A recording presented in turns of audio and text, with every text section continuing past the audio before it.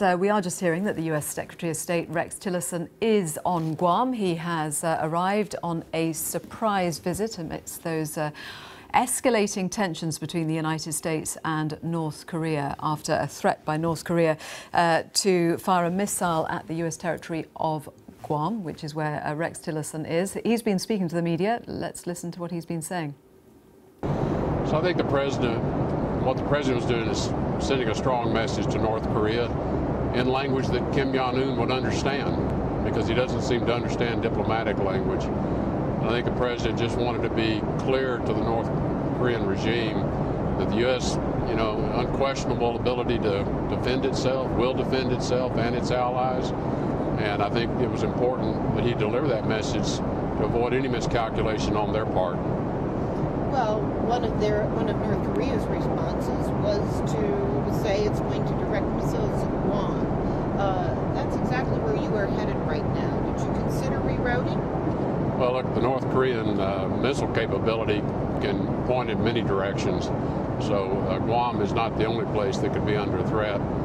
No, I never considered rerouting the trip back, and I do not believe that there is any imminent threat in my own view. Do you think there's a longer-term threat, specifically about Guam, but against the region in general? Well, I hope not. Again, what we're hopeful is that this pressure campaign, which the entire world now has joined us in, and with the engagement of China and Russia, two of North Korea's closest neighbors, that they can begin to persuade the regime that they need to reconsider the current pathway they're on. Think about engaging in a dialogue about a different future. Have China and Russia been helpful at all to you in the last 24 hours? Have you spoken with your counterparts, and have they helped in any way? Well, I haven't spoken to them since we left Manila, which was, I guess, about a day and a half ago. But we had direct discussions in Manila about the situation. I know that they were having talks as well with a representative from North Korea. I think that is evidence that they have very good open channels of communication to be able to talk to the regime in North Korea, and we hope that they will be encouraging them to stand down their program, to abide by the UN Security Council resolutions, which both China and Russia have voted for in the past. So I'm hopeful that they can use their influence, and I believe they do have influence with the regime, to bring them to a point of dialogue, but with the right expectation of what that dialogue will entail. Has anything happened in the last 24 hours to lead you to believe that we are moving towards a military option, perhaps more quickly than anticipated? Nothing that I have seen and nothing that I know of would indicate that the situation has dramatically changed in the last 24 hours.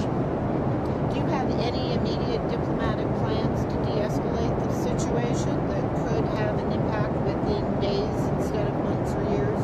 Well, we have a very active, ongoing diplomatic effort, most of which is behind the scenes, because that's where diplomacy is most effective. We have very open conversations, and our telephone lines remain open, certainly to China and Russia, as well as our allies. And I think publicly we've been pretty clear in our statements directed at the North Koreans as to what we would like to see happen, and to make clear to them that we do not seek to be a threat to them.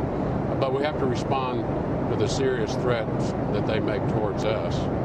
There have been calls for you to launch a new diplomatic effort. Do you feel that a new strategy may be warranted?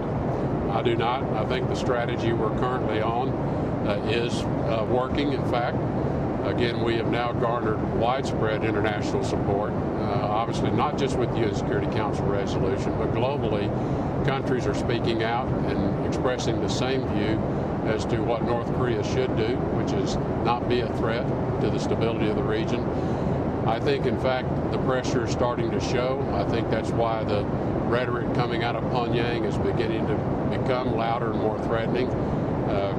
Whether we've got them backed into a corner or not is difficult to say, but diplomatically, you never like to have someone in a corner without a way for them to get out. And what is Pyongyang's way out? Talks with the right expectation of what those talks will be about. you have any advice for Americans? Should they be worried?